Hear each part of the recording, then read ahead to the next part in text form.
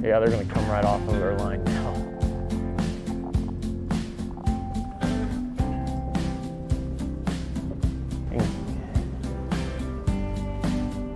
Kind of see they're on that little sliver we gave them.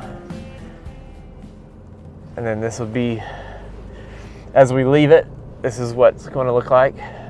Kind of just, leave some residue obviously to get it going next spring, but manure's spread out really good. Got some leaf area, like I said, to start over again. This is what we like to see when we're moving on. We're a little bit old and new. We have 6, 8 horses that we'll do for more summer work when we're out in the rocks. We also have an infrared drone, to go and get things done that way too. So we're kind of a mix of old and new still. Yeah. Kind of what works. Trucks and 4-wheelers don't go very many places out in the native hills. Well, they can go some places, but certainly not every place. So there's going to be horses here for a while still.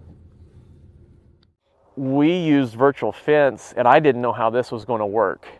But I staged breeding groups with one shared water source within the paddock, so there was no calf sorting. Yeah.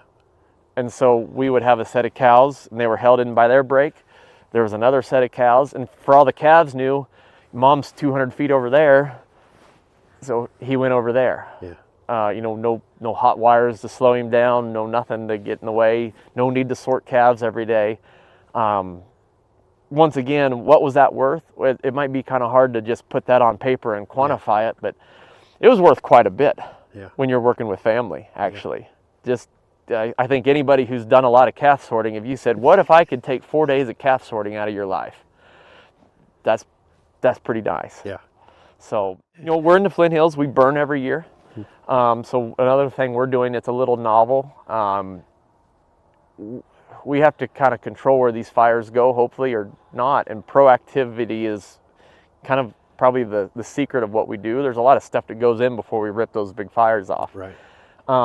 Instead of mowing thatch for some fire breaks, which is kind of a personal pet peeve of mine, I just don't like a mowed fire break. We actually concentrated cows up on a couple perimeter fences, and we grazed fire breaks after the grass went dormant. Yeah. And so instead of those man hours of us out there, throwing sparks with a bush hog in the Flint Hills anyway, we're just utilizing that forage. Just turned it into beef. Fewer hours next spring of what is ultimately a pretty crappy job. Yeah. So those are the fun ones. Awesome. One, we established we burn every year. So any sort of non-conductive type fences are going to melt. That's a hard one to get around. So you say, well, you do temporary and do step-in posts. When you live in the Flint Hills, it's hard to just use step-in posts. Like physically getting posts in the ground is impossible in some areas. We use, a lot of parts of the world don't realize it's a thing. We have a carbide bit for a T-post. So we have to kind of smooth bore out holes to stick T-posts in the ground. If you're doing that for a T-post, a step-in post is out the window. Yeah. It's just not going to work. So for the first time in the native, we're actually really able to graze contours, hold them out of certain places, push them on the places that need a little extra, really spread out that grazing, because there's areas those cattle don't want to go. If they are given the choice, they're going to camp out in the bottom where the soil's the deepest and where the water source is. So this was a sedan grass, and the idea was to see how much of an annual forage we could make with as minimum of passes that we could. So we planted a sedan grass. We baled it once. We left wrapped in sisal twine, left those bales here in the field, and then scattered in at that point, after that first cutting, turnips, radishes, cereal rye. The plan was then to grow through the course of the winter. And obviously there's a little bit of grazing that's been done ahead of time. The tops are taken off. And this is kind of one of the secret sauces of a collar system, is the calves have free range to the best grazing. And so, the calves are up here right now just because we are, but the calves are very rarely with the cows. They're always out in front picking on the best whatever you have out there for them. Last spring, compared to the year before when we were on polywire, our fall calves weaned 30 pounds heavier than what they did the year before.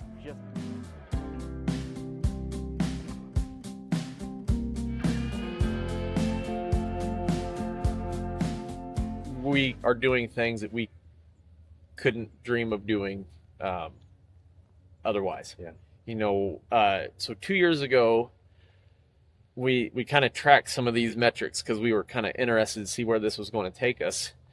200 fall pairs in 75 days. My wife and I built 13 miles of polywire fence.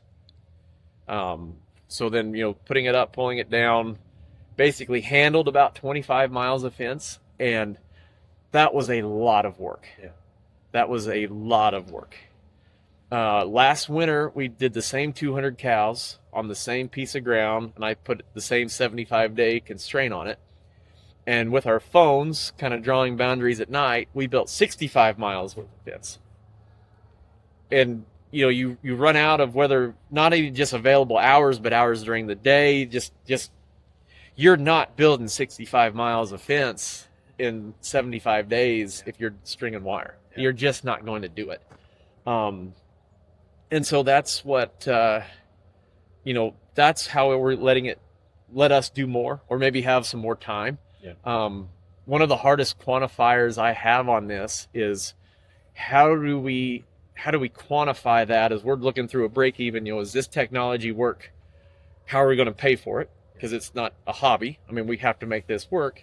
And we have some metrics that we can make it pay, but one of them that I struggle with is time savings.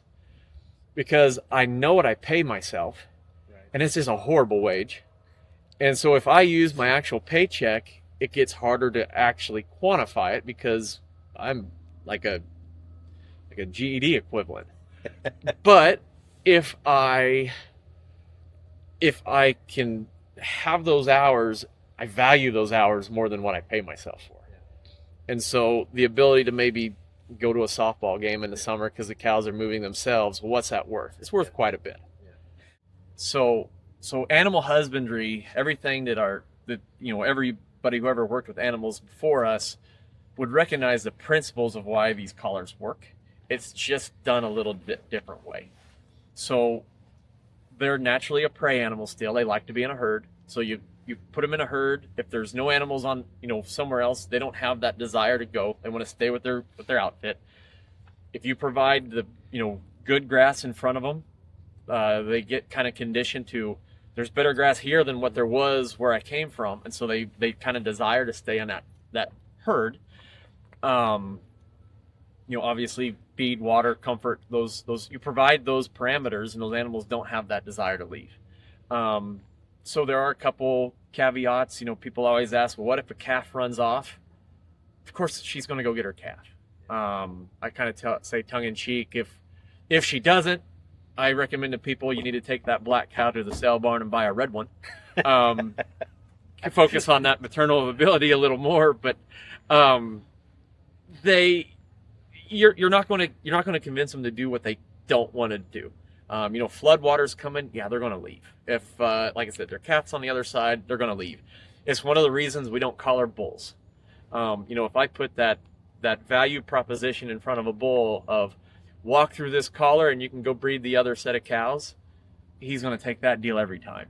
Have you seen any herd behavioral differences? Our cattle definitely, they stay grouped up more. So like right now we're on tame pasture. Our stocking right down here obviously is going to be really, really pretty condensed because we're trying to maximize harvest efficiency. That's the name of the game right now. So we just cram animals on a quarter of an acre, a half an acre, and then do multiple moves a day. Once we go out into the native, just because of what it is, we're going to do maybe like a 5-day to 7-day held paddock where they're going to have, maybe we're let's just say for round number 100 acres. And so there's going to be some room for those cattle to get around.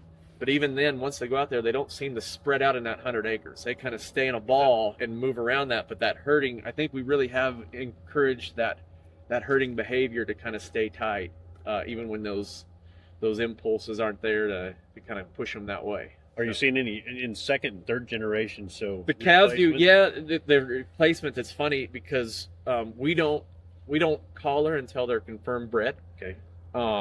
Just because we don't know what's sell and what's open, and then there's also some constraints on a growing animal. How often do you want to get an animal in to just give them more room in that collar? Well, my answer is not very often. The goal here is to touch animals less, not more. And so for that reason, we just don't collar a heifer. But they still kind of stay balled up because that's kind of what they saw.